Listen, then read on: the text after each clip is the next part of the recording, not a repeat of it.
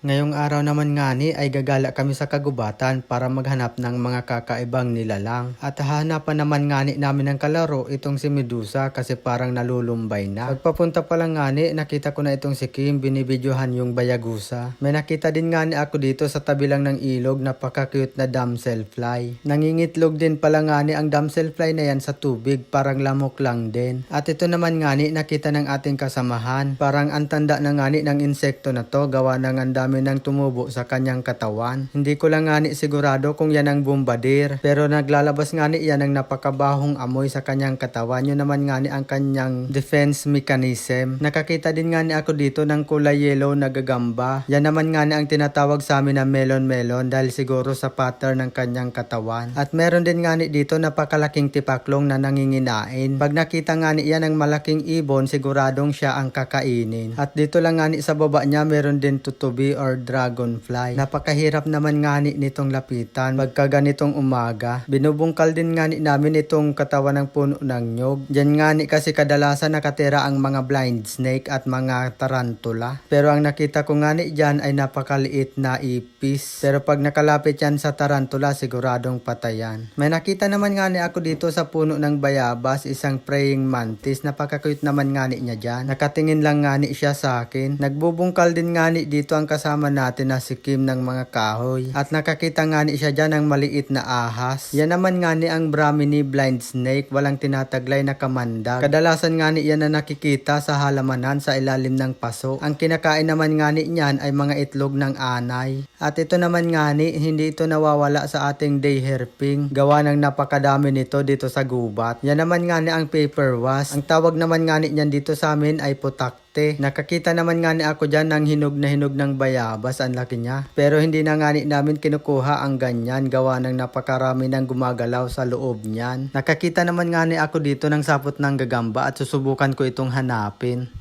Sapot. Hanapin natin yung gagamba. Ito pa yung sapot niya. Lakas ng sapot. Yan, nakita ko na yung gagamba. Ito, ang laki.